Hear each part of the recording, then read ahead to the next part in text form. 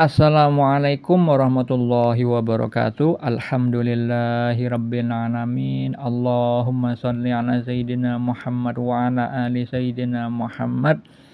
Sore ini saya mengkaji kitab Al-Hikam milik Waliullah Syekh Ibnu Athaillah As-Sakandari, yang mana di dalam kitab beliau menyebutkan bahwa ahli taat lebih membutuhkan kasih sayang Allah daripada ahli maksiat. Kenapa beliau mengatakan begitu? Karena pada umumnya orang yang taat secara lahiriahnya saja itu seringkali meninggikan dirinya daripada orang lain.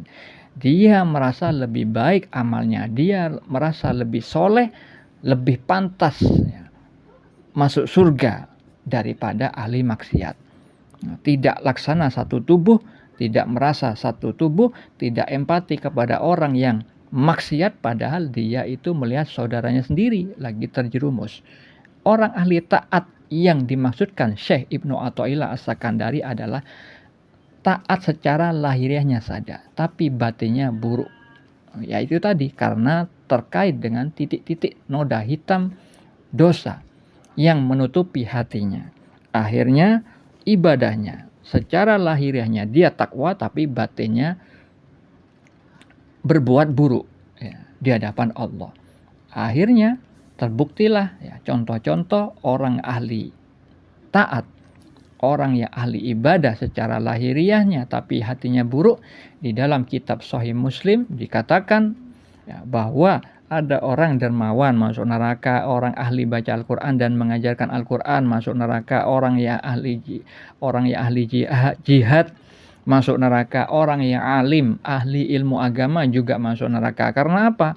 Ternyata karena hatinya kotor, dengan ketaatan lahiriahnya itu dia dibiarkan oleh Allah Ta'ala menuju kepada kebinasaan. Karena apa? Yang dituju ternyata bukan Allah Ta'ala. Dia melanggar dari firman Allah di dalam surat Az-Zariyat ayat 56. Allah Ta'ala berfirman bahwa Allah itu menciptakan jin dan manusia untuk beribadah kepadanya. Tidak selain itu. Nah, sedangkan orang-orang yang tadi saya sebutkan ibadahnya kepada dirinya sendiri karena ingin dipuji manusia, sehingga Allah menolak amar mereka dan masuk neraka. Nah, itulah gambaran yang terkait dengan perkataan Syekh Ibnu Athaillah As-Sakandari bahwa ahli taat itu lebih membutuhkan rahmat dari Allah. Karena apa? Ketaatan yang dilakukan hanya secara lahiriahnya, sedangkan batinnya rusak.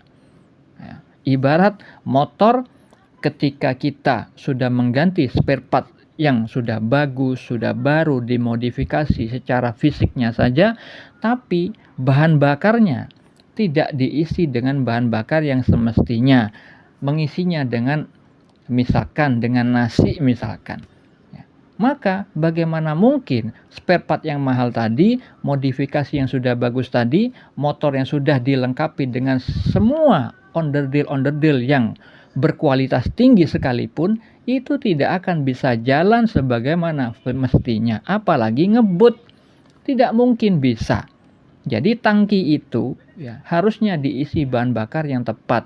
Tangki yang tadi saya sebutkan analogi atau gambaran dari hati yang harusnya diisi dengan Allah. Maksudnya diisi dengan zikir, ingat terus kepada Allah. Di saat taat maka harus kita ingat bahwa Allah Ta'ala berfirman di dalam surah An-Nisa 79 bahwa semua kebajikan yang kita peroleh adalah dari sisi Allah. Begitu juga di dalam sabda Nabi Muhammad SAW bahwa ketika kita usia 4 bulan di dalam janin ibu kita, di dalam kandungan, kita sudah ditetapkan 4 perkara, yaitu rezeki, amalnya, ajalnya, kecelakaan atau kebahagiaannya. Nah, amal kita sudah Allah ciptakan.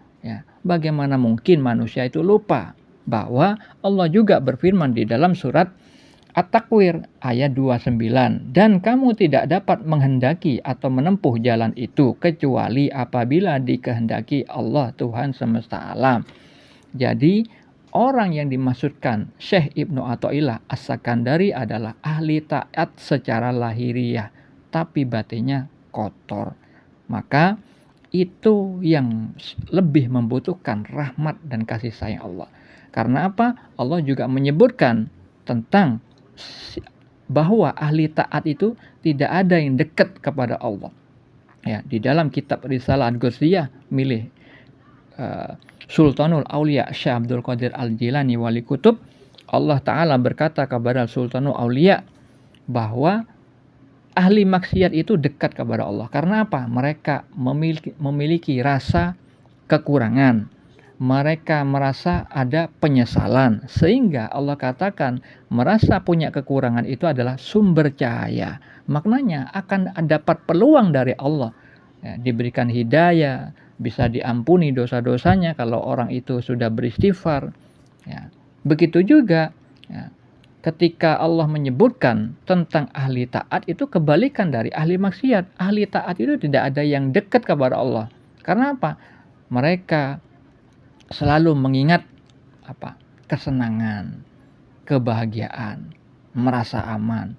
Jadi ahli taat itu pada umumnya merasa lebih baik daripada orang yang bermaksiat. Itu jauh kepada Allah. Karena apa? Mereka mengagumi cahaya sendiri. Maka Allah katakan pada Sultan Aulia, mengagumi cahaya diri sendiri itu adalah sumber kegelapan. Maknanya dia dengan rasa ujubnya, bangga atas dirinya, maka Allah jauh darinya. Akhirnya setan menguasainya. Oleh karena itu kita tidak boleh berbuat ketaatan tapi diiringi dengan hati merasa lebih baik daripada orang lain. Sebagaimana kisah nyata yang dialami teman saya. Dulu teman saya adalah anak band. Dia anak band, begitupun saya satu grup dengan dia. Tapi sudah lama nggak ketemu, bagaimana kehidupan dia. Ternyata di belakang saya dia sudah hijrah.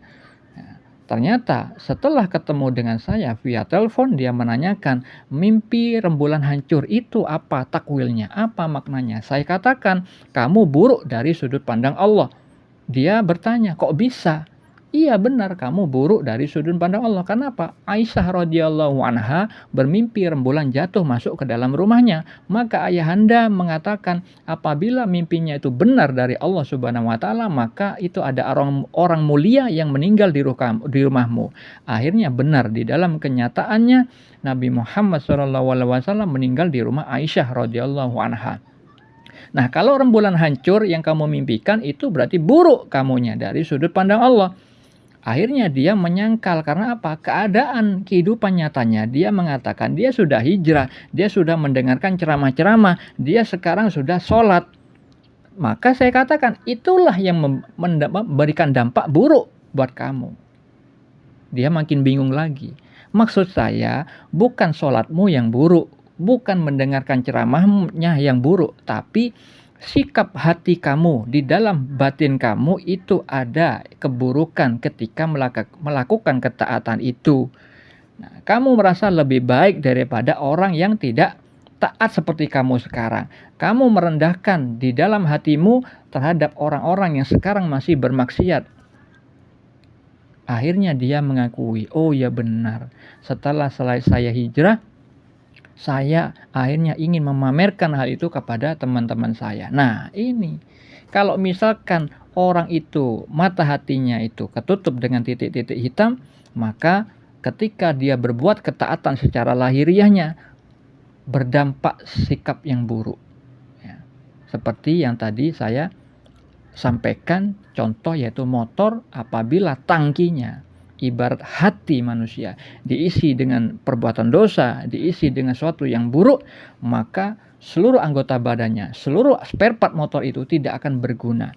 Begitu juga yang disabdakan Nabi, apabila kolbu itu rusak, maka niscaya seluruh anggota badannya rusak.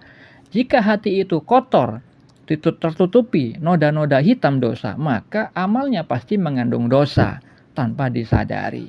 Nah, inilah pentingnya kita harus menjaga hati kita, menjaga kolbu kita agar senantiasa bersih, seringkali mengimbangi perbuatan soleh ketika berbuat dosa, sebagaimana sabda Nabi dan juga anjuran Allah Ta'ala. Karena semua amal soleh itu bisa menghapus dosa-dosa. Maka hati-hatilah ketika di dalam ketaatan, itu adalah ujian bagi kita. Assalamualaikum.